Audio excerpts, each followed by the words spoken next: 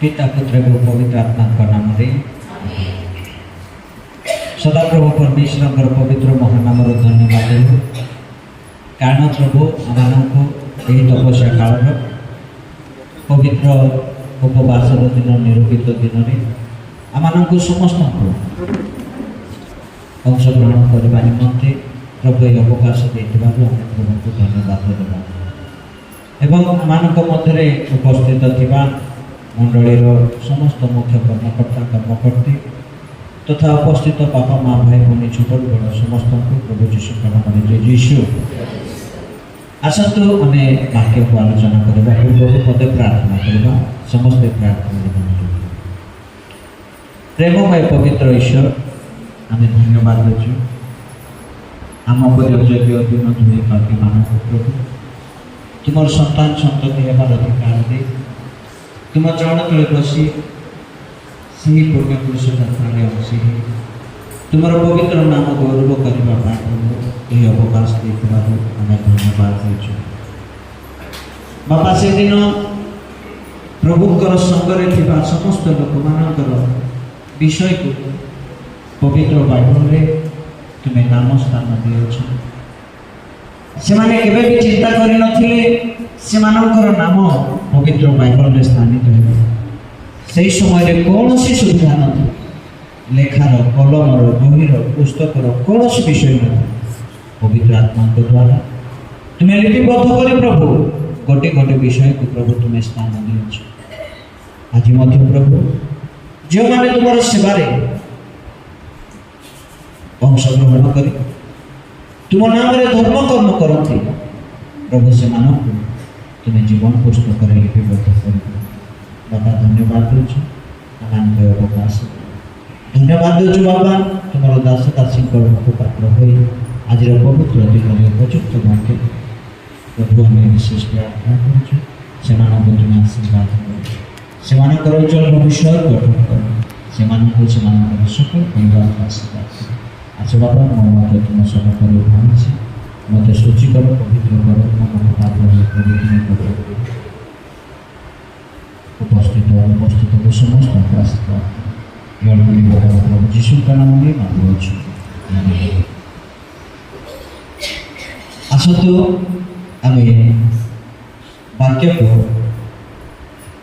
शुणा पूर्व गोटे गीत गाइबा से गीतटी घोषा मात्र गाइबा जीशु नामे जे भाव अछि केवल विश्वासी सीना जाणुछि जीशु नामे जे भाव अछि आखिर क्या गाइबा जीशु नामे जे भाव अछि केवल विश्वासी सीना जाणुछि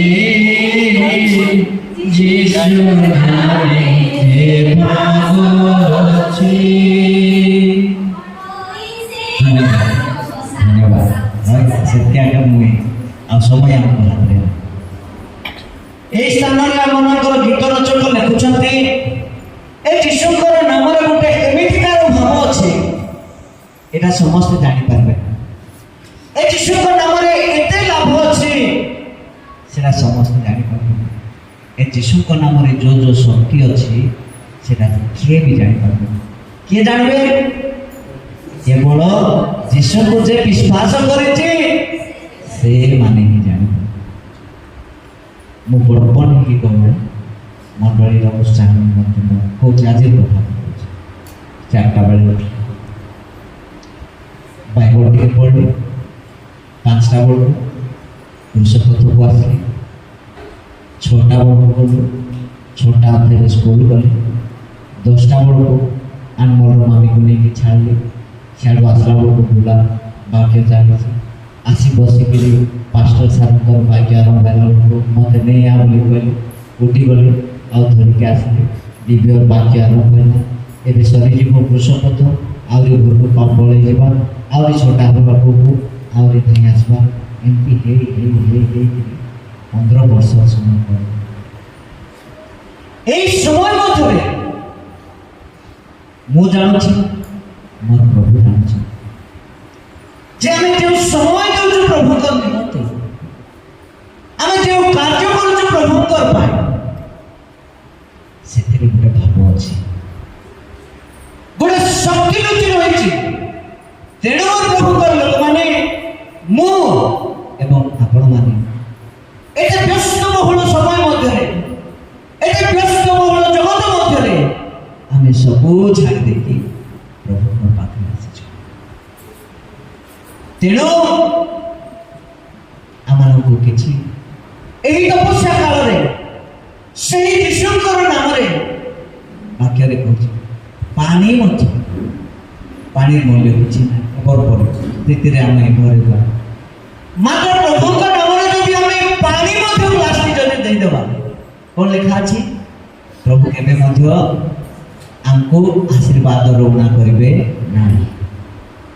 ଯଦି ଆମେ ପ୍ରଭୁଙ୍କ ପାଇଁ ସମୟ ଦେଉଛୁ, ପ୍ରଭୁଙ୍କ ପାଇଁ ଉପବାସ କରୁଛୁ, ପ୍ରଭୁଙ୍କ ପାଇଁ ବାଇବଲ ପଢୁଛୁ, ପ୍ରଭୁଙ୍କ ପାଇଁ ଉପବାସ କରୁଛୁ, ପ୍ରଭୁଙ୍କ ପାଇଁ ଶପଥ କରୁଛୁ, ଆମେ ସମସ୍ତ କାର୍ଯ୍ୟ ଯଦି ପ୍ରଭୁଙ୍କର ନାମରେ କଲେ, ଆମେ କି ଆଶୀର୍ବାଦ ପାଇବା ନାହିଁ?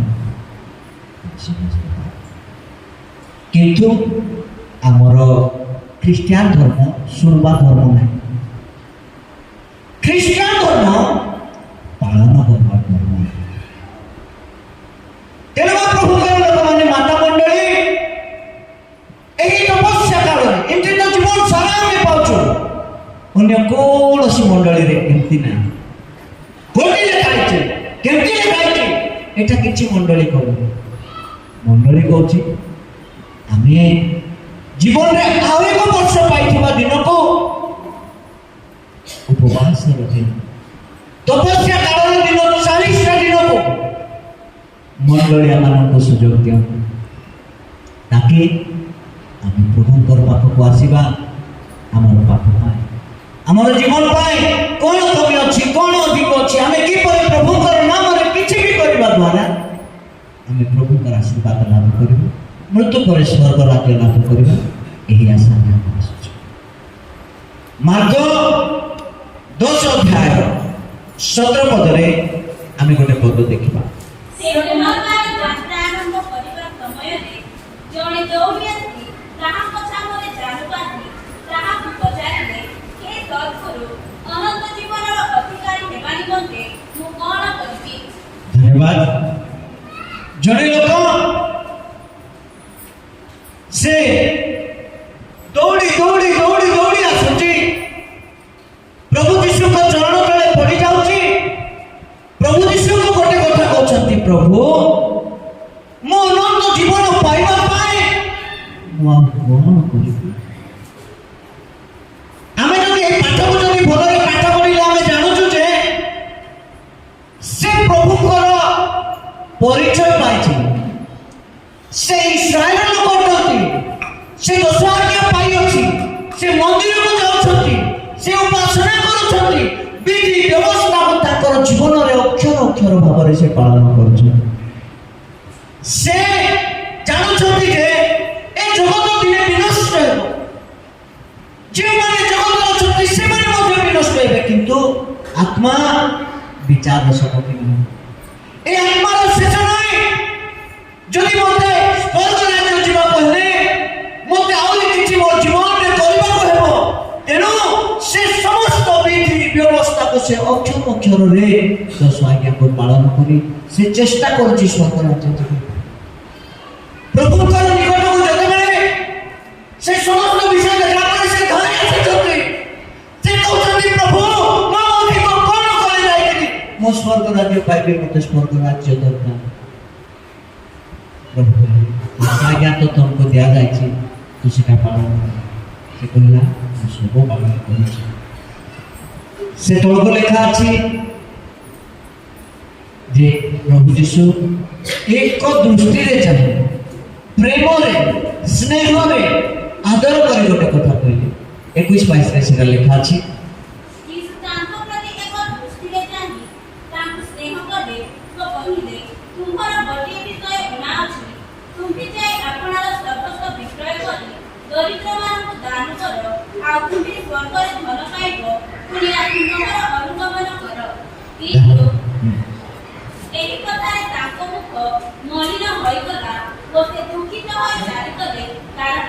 ତାଙ୍କର ବହୁତ ସମ୍ପତ୍ତି ଥିଲା। ଧନ୍ୟବାଦ। ଆମେ ପବିତ୍ର ବାକ୍ୟରେ ଶୁଣୁଛୁ ଜାଣୁଛୁ ଖ୍ରୀଷ୍ଟ ଧର୍ମ ଶୁଣିବାର ଧର୍ମ ନାହିଁ, ପାଳନ କରିବାର ଧର୍ମ। ଏହି ଯୁବା ଏହି ବ୍ୟକ୍ତି ସେ ଏତେ ସବୁ ଆଇନ କାନୁନକୁ ସେ ପାଳନ କରିବା ପରେ ମଧ୍ୟ ପ୍ରଭୁ କହିଲେ ତୋର ସର୍ବସ୍ୱ ବିକ୍ରୟ କରିଦେ ଆଉ ତୁ ଗରିବ ମାନଙ୍କୁ ବାଣ୍ଟି ଦେ। ସେ ମନରେ କ'ଣ ଭାବିଥିବ?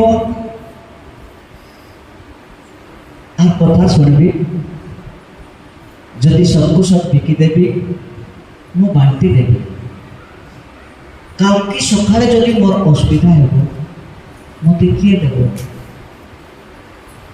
সে কার উপরে বিশ্বাস করবার ଥିଲା? যিশুকর উপরে বিশ্বাস করবার।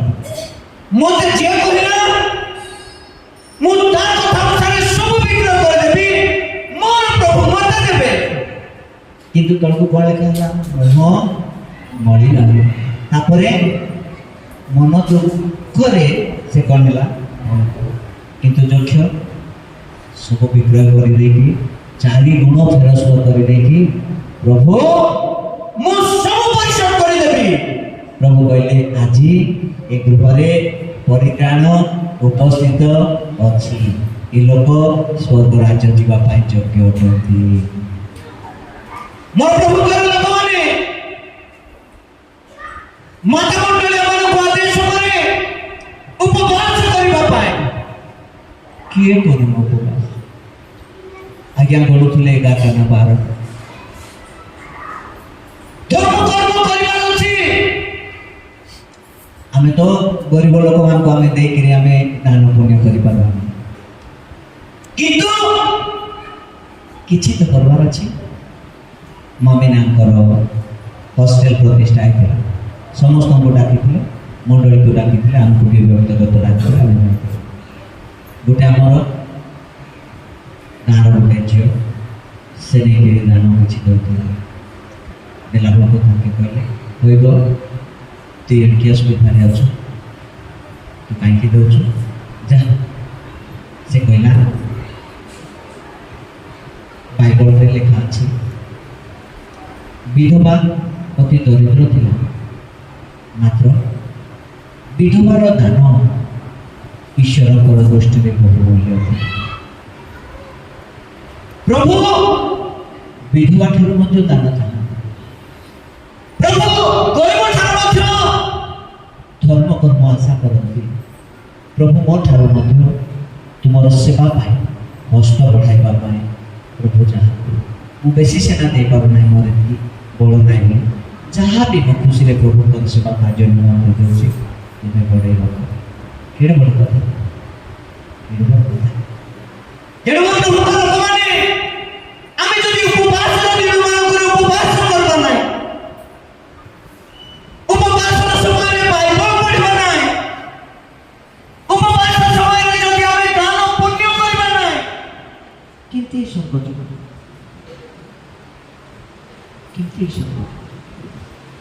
କାହିଁକି ମୁଁ ଏବେ କରୁନାହିଁ? କାହିଁକି ମଣ୍ଡଳ ଏବେ କରୁନାହିଁ? କାହିଁକି କରୁନାହିଁ? କାରଣ ଗୋଟେ ଅଛି।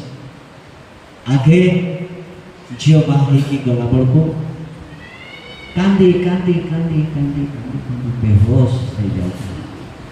ହେଉଥିଲା ନା ନାଇଁ? ପାଖରେ କେତେ ଲୋକ ଥିବାର ଖୁଚି ଖୁଚି ଖୁଚି ତାଙ୍କ ରୁମାଲ ଗାଁ ଗୋଟେ ମାନେ ଫାଟିଯିବା। ଏବେ ପାଳାଖିଣ୍ଡି କେତେ ତାରିଖରେ ଯାଇଥିଲେ ଗୋଟେ ବିବାହ, ପାଳାଖିଣ୍ଡି ପିଲା ଗୁଡ଼ପଦା ଝିଅ ହେଲେ ଦିନ ବେଳକର ଭୋଜିନି ଯାଇ ଗଲା ବେଳକୁ ଗୋଟେ ଷ୍ଟେଜ କରିଛ, ବର କନ୍ୟାକୁ ଧରିକି ଆସିଲେ। ଆମରି ପରେ ବଡ଼ପଦା ଗାଉଁଲି ଗାଁ ନା, ସେଠି ବସିଲା ବେଳକୁ ଗୋଟେ ମା ଏମିତି ଗୋଟେ ଉପରେ ପକେଇବେନି, ସେଟା ଆଣିକି ବୁଦ୍ଧି ଆଣିଦେଲା, କହିଲା ଭାଇ ମା ପକା କନ୍ୟା ପିଲାମାନେ ଏଇଟା ପକେଇବାର ଅଛି, ବାବୁ ଏମିତି କରି ମୁଣ୍ଡେ ପକେଇବାରୁ ଏମିତି କରି ଗାଡ଼ି ପୂର୍ବ କରି ପକେଇଦେବା। ମୁଁ ଦେଖୁଛି ଏଇଟା ଗୋଟେ ଆସି କିସ୍ ବୋଲି କାନି ଦେବ, ସେ ଆଉ ସେଟାକୁ କିସ୍ କାନ ଦେବ, ପାଖରେ ଏମିତି କରି ଚପେଇ ରଖି ଦେଇକିରି ହସି ହସି ହସି ହସି ସେ କି କାନ୍ଦ কি দুঃখ কি হস কিন্তু এসব কাহিনী হচ্ছে সময় অনুসারে সময় অনুসারে আগে ভাবুছিল গোটে ঝিও বেলা ଆଉ ସେ କେବେ ମଧ୍ୟ ଆମ ପାଖକୁ ଫେରି ଆସିବ ନାହିଁ। ଗୋଟେ ଝିଅ ଥିଲା ଏବେ ସେ ଝିଅ ହେଇକି ଆସିବ ନାହିଁ। ତାର ପିଲାଦିନର ସବୁ ସ୍ମୃତି ତାର ପିଲାଦିନର ସବୁ ସେଇଠି ଛାଡ଼ି ଦେଇକି ସେ ଏବେ ପଳେଇ ଯାଉଛି। ଏଠି ହସ ଖୁସିରେ ଥିଲା, ଏଠି ଶ୍ରଦ୍ଧାରେ ଥିଲା, କିନ୍ତୁ ସେଠି ଗଲା ପରେ ତାର ଜୀବନ କଣ ହେବ? ତାର ଭବିଷ୍ୟତ ଜୀବନ କେମିତି ହେବ କି? ଏଠି ଗାଁ ଲୋକମାନେ ପରିବାର ଲୋକମାନେ କାନ୍ଦି କାନ୍ଦି କାନ୍ଦି କାନ୍ଦି ଯାଉଛନ୍ତି। ଏବେ ମାନବାଟ ନାହିଁ କାହିଁକି? ଏବେ ସମୟ ବଦଳିଗଲା। ଆଜି ମଧ୍ୟ ଆମେ ଠିକ ସମୟ ଅନୁସାରେ ବ୍ୟବହାର କରୁଛୁ। ଆମେ କେତେ ଓଳି ଖାଉଛୁ ଦିନକୁ? କେତେ ଓଳି ଖାଉଛୁ? 3 ଓଳି। ଆମର ଉପାସ କେତେ ଓଳି ଛାଡ଼ବା? ଗୋଟକି ଓଳି ଜଳଖିଆ ମାତ୍ର ସେଟାକୁ ଆମେ ବଲୁଛୁ ଉପବାସ ପ୍ରାର୍ଥନା। ଗୋଟକି ଓଳି ଛାଡ଼ବା, ସରୁ ନ ସରୁ ଯିବା, ଆମେ ଯୋଉଟା ଖାଇଦେବାଟା ଖାଇବା। ମାମିନାଙ୍କ ଠାରୁ ମୋତେ ମନେ ପଡ଼ୁଛି, ଫାଷ୍ଟ ସେଠି ବସିଛି, ତାର ପଟ ସାଇଡ୍ ମୁଁ ବସିଛି, ତାର ପାଖରେ କିରଣ ବସିଛି, ଏପଟ ସଭାପତି ବସିଛି, ସେପଟ ଚାନ୍ଦୁ ବସିଛି, ତାର ପାଖରେ ଗୋଟୁ ବସିଛି, ସମାନ ଲାଇନରେ ବସିଛି। କଣ ଆଣିଲେ? ବିରିୟାନୀ ଆଣିଲେ। ବିରିୟାନୀ ଆଣିଦେଲେ, ଟାକ୍ ଟାକ୍ ଟାକ୍ ଟାକ୍ ଦେଲେ। ଏଥର ମାଂସ ଧରି ଆସିଲେ, 5ଟା ବଢ଼େଇଲେ। ମୋର ସଭାପତି ଦେଇଦେବା ନାଇଁ ବୋଲି, ମତେ ଦେଇଦେବା ନାଇଁ ବୋଲି, 5ଟା ବଢ଼େଇଲେ। ତାର ପାଖରେ ଅଛି କିର ବୁଟୁ ଚାନ୍ଦୁ ଆଉ ବୁଟୁ ମଧ୍ୟ। ସଭାପତି ମନ ବେଶୀ ଖରାପ ହେଇଗଲା। ସେଇଠି ଏକା ଛୁଟି ହେଲା, ସେ ଛୁଟି ହେଲା ଆଉ ଗିର୍ଜା ଆସିଲା। ଗିର୍ଜା ଆସୁ ସରୁ ସରୁ ଆକା ସେ କହିଲା, ତୁମେ ଘରେ ଖାଅ, ତୁମେ ଲୁଚି ଖାଅ, ତୁମେ କଣ କର? ଆମର କାଥଲିକ ମଣ୍ଡଳୀ ମାତା ମଣ୍ଡଳୀ ଆମକୁ ଆଦେଶ କରିଛି, ଆମେ କର୍ମକର୍ତ୍ତା ମାନେ ମାଂସ ଛାଡ଼ିଦେଲେ ଯେ ସ୍ୱର୍ଗ ପଳେଇବା, ମାଂସ ଛାଡ଼ିଦେଲେ ଯେ ନାଇଁ। କିନ୍ତୁ କାହିଁକି ମାତା ମଣ୍ଡଳୀ ଆମକୁ ଆଦେଶ କରିଛନ୍ତି? ମୁଁ ସେଇ କଥା କହୁଥିଲି। ପ୍ରଭୁ ଯୀଶୁଙ୍କ ନାମରେ ଗିନେ ପାଣି ମଧ୍ୟ ଆମେ ଯଦି ଦେଲେ ଆମକୁ ସେଠି ଫାଇଦା ଅଛି। ଆମକୁ ଆମେ ଚର୍ଚ୍ଚକୁ ଲିଡ୍ କରୁଛୁ, ଆମେ ଚର୍ଚ୍ଚକୁ ନେତୃତ୍ୱ କରୁଛୁ। ଆମକୁ ପଦାକୁ ମୋର ପରିଧ ଟାପି ଦେବାର ଅଛି। ଟିକେ ପ୍ରାର୍ଥନା କଲା ବେଳକୁ ମଧ୍ୟ କାହିଁକି ଆମକୁ ଲୋକ ଦେଖୁଛନ୍ତି। ଆମେ ଲୋକକୁ ପ୍ରଭୁଙ୍କର ନିକଟକୁ ଆମେ ଗଢ଼େଇକିରି ନେଉଛୁ। କେମିତି ଲାଗିବ? ତେଣୁ ମୋର ପ୍ରଭୁଙ୍କର ଲୋକମାନେ ରପସନ୍ ଫାଦର ଗୋଟେ କଥା କହୁଥିଲେ। ଏବେ ଧ୍ୟାନ ହେଉଛି କୋଉଠି? ରାୟଗଡ଼ାରେ। ମହେନ୍ଦ୍ର ଛାଡ଼ିଥିଲେ ଗ୍ରୁପରେ, ମୁଁ ସେଟାକୁ କ୍ଲିକ୍ କରିକି ଦେଖୁଥିଲି। ଛାନିଆ ହେଇଗଲା ସେ ମଣ୍ଡଳୀର ଚର୍ଚ୍ଚକୁ ଦେଖି। ବାଃ, ଇଡି ସୁନ୍ଦର ଚର୍ଚ୍ଚ, ଓଲଟା ଗଲି, ଆଲିଗଣ୍ଡା ଗଲି, ସେ କୋଉ ନାଁ ମାନେ ଗୋଟେ କହୁଥିଲେ, ଯୋଉଠି ଯୋଉଠି ଧ୍ୟାନ ହେଇଛି। କୋଉଠି ମଧ୍ୟ ଏମିତି ସୁବିଧା ମୁଁ ଦେଖି ନାହିଁ। ଇଡି ସୁବିଧା ଧ୍ୟାନ ପାଇଁ ପ୍ରଭୁଙ୍କୁ ଧନ୍ୟବାଦ ଦେଉଛି। ହାଲେଲୁୟା ବୋଲିକି ସେ ହାଲେଲୁୟା ହାଲେଲୁୟା।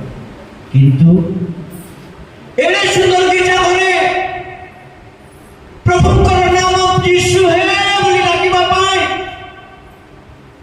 ସବୁଠାରୁ କମ୍ ଲୋକ ହେଉଛି ରାୟଗଡ଼ା। କାହିଁକି ରାୟଗଡ଼ାରେ ହେଲା ଏତେ କମ୍? କାହିଁକି? କାରଣ ଅଲଗା ଲୋକ, ଆଲିଗଣ୍ଡା ଲୋକ, ସେମାନେ ଗାଁ ଗହଳିରେ ଥିବା ଲୋକ, ଗରିବ ଲୋକ, ପ୍ରଭୁଙ୍କଠାରେ ଭରସା କରି ବଞ୍ଚିବା।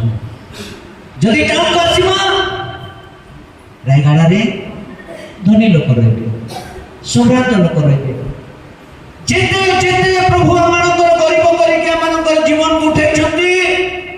ଆମେ ସେତେ ସେତେ ସେତେ ସେତେ ପ୍ରଭୁରେ ଆମେ ବଞ୍ଚିକି ବଢ଼ିକି ଆସିଛୁ। ଆଜି ପ୍ରଭୁ ଯେତେବେଳେ ସବୁ ବିଷୟ ଦେଲେ ଏବେ ଆମେ ସବୁ କଣ ହେଇଯାଉଛୁ, ଭୁଲି ଯାଉଛୁ। ଭାବେ ବଡ଼ ସୁନ୍ଦର କରି ବୁଝାଉଥିଲେ, ଆଉ ଗୋଟେ ପଦ ସେ ପାଠ କରୁଥିଲେ, କିଏ ଶୁଣିଲ କିଏ ବାକ୍ୟ? ସେ କହୁଥିଲେ ଦ୍ୱିତୀୟ ବିବରଣୀ ତାର 28 ଅଧ୍ୟାୟର 47 ପଦକୁ ସେମାନଙ୍କୁ କହିବା ପାଇଁ ପଢିବା ପାଇଁ କହୁଥିଲେ। ସେଠି କଣ ଲେଖା ଅଛି?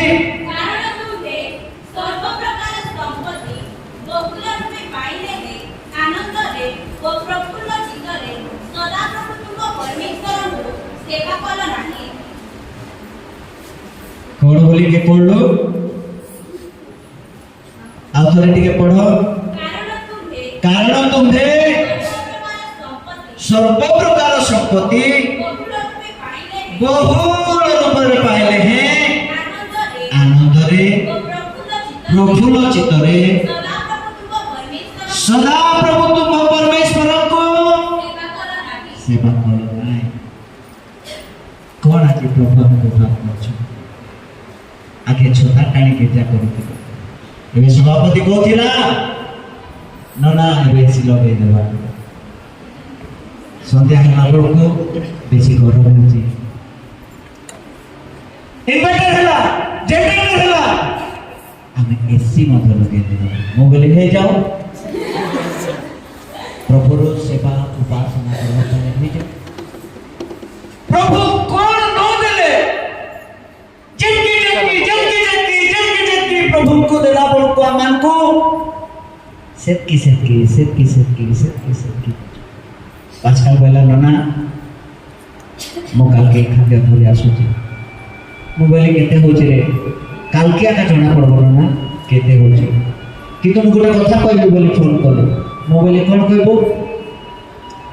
ଆଜି ଖର୍ଚ୍ଚ ଯାହା ହେବ ମୁଁ ସେଟା ଦେଇଦେବି। ମୁଁ କହିଲି ପରା ତୋତେ ମନେ ମାତ୍ର ଶ୍ରଦ୍ଧା, ହଁ ବେଶୀ ହବ ପରା, ହେଉଛି ନା ମୁଁ ଦେବି। ଠିକ ଅଛି, ଆସନ୍ତା ସପ୍ତାହକୁ କଣ ନନା ବୋଲା? ମୁଁ କହିଲି ମୁଇଁ ତ ଗୋଟେ 3000 ବୋଲି କହିଛି, ଆକାଶ ତ ଗୋଟେ 1500 ଦେଇଛି, ଯେଉଁ ନାସ୍ତ ଗୋଟେ 2000 ଦେଇଛି, କେତେ ହେବ? ଆରେ ହଁ ତୁ କହ, ଆଉ ଗୋଟେ ସପ୍ତାହ ଚଳିବ, ହେଲେ ଆଉ ଗୋଟେ ସପ୍ତାହ ଭୋକରେ ଶୋଇବ।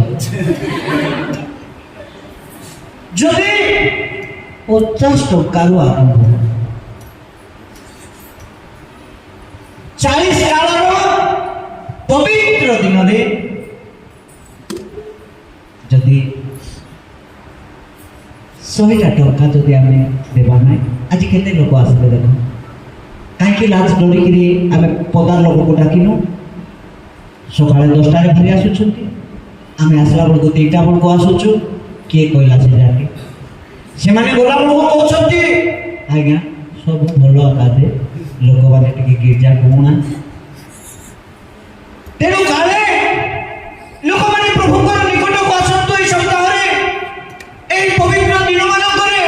ଏଥିପାଇଁ ମୋର ପ୍ରଭୁଙ୍କ ଲୋକମାନେ ଆମେ ଆପଣମାନଙ୍କୁ ଏଇ ଧର୍ମ କର୍ମ କରିବା ପାଇଁ ଆମେ ଆହ୍ୱାନ କରୁଛୁ। ଗୋଟେ ଲୋକର ପାର୍ଟି ହେଲେ ରାଗ ହେଇଗଲି ମନେ ମନେ। ମତେ ଜଣେ କହିଲା ନା ତ ଆମର ମଣ୍ଡଳୀ ଲୋକ ଗୁପ୍ତରେ ଦେବେ, ସଦା ହେଇଗଲି ମନେ ମନେ। ଠିକ ଅଛି, ଗୁପ୍ତରେ ମଧ୍ୟ ମିଳିଯାଉ। ମୁଁ ପଚାରିଲି କିଏ ହେଲେ କେତେ ଦେଲେ କି? କାହିଁକି କିଏ ପଚାରିବେ? ହଉ ନ ଦିଅ, କିଛି ଅସୁବିଧା ନାହିଁ, କିନ୍ତୁ ଆମେ ଗୋଟେ ବାକ୍ୟ ଆମେ ଶୁଣିବା। କଣ ଶୁଣିବା? ପ୍ରେରିତ ପାଉଲ କହୁଛନ୍ତି, ପ୍ରଥମ କରନ୍ଥୀୟ ଅଧ୍ୟାୟ 16:1-2 କହୁଛନ୍ତି, ସାଧୁମାନଙ୍କର ନିମନ୍ତେ ଦାନ ସଂଗ୍ରହ। ହଁ, ଗାଲାତୀୟ ମଣ୍ଡଳୀକୁ ମୁଁ ଆଦେଶ କରୁଅଛି, ଅନୁରୋଧ କରୁଅଛି, ତୁମେମାନେ ମଧ୍ୟ ସେହିପରି କର। ମୁଁ କଲେ ଯେପରି ତୁମେ କଲେକ୍ସନ କରିଥିବା ଦାନ ସଂଗ୍ରହ କରିକି ମୁଁ ଧରିକି ଯାଇପାରେ, ପ୍ରଥମ ଦିନରେ ତୁମେମାନେ ପ୍ରତ୍ୟେକ ଜଣ ଆପଣା ଆପଣା ସୁବିଧା ଅନୁସାରେ ନିଜ ନିକଟରେ କିଛି କିଛି ସଞ୍ଚୟ କରି ରଖ। ରଖିବାର ଅଛି, ଦେବାର ଅଛି, ଆଉ ଆଶୀର୍ବାଦ ପାଇବାର ଅଛି। ଉପବାସର ସମୟରେ ଉପବାସ କରବା ନାହିଁ, ଦାନର ସମୟରେ ଦାନ ଦେବା ନାହିଁ, ପ୍ରାର୍ଥନା ସମୟରେ ପ୍ରାର୍ଥନା କରବା ନାହିଁ, ବାଇବଲ ପଢ଼ବା ସମୟରେ ବାଇବଲ ପଢ଼ବା ନାହିଁ। କେମିତି ହେଲେ ପ୍ରଭୁ ମୋ ସ୍ୱର୍ଗ ରାଜ୍ୟ ଯିବି? କେମିତି ହେଲେ? ବଢ଼ିଆ ଷ୍ଟୋରି ଗୋଟେ ରାପସନ୍ ଫାଦର କହିଲେ। ଆମ ପାଖରେ ସମୟ ନାହିଁ, ତେଣୁକରି ଆମେ ଶୁଣିପାରିବା। ତେଣୁ ମୋର ପ୍ରଭୁଙ୍କ ଲୋକମାନେ, ଏଇଟା ହେଉଛି ପରମେଶ୍ୱରଙ୍କର ଆଦେଶ। ଧର୍ମକର୍ମ କରିବା ପାଇଁ ପାଟିରେ ହେବ ନାହିଁ,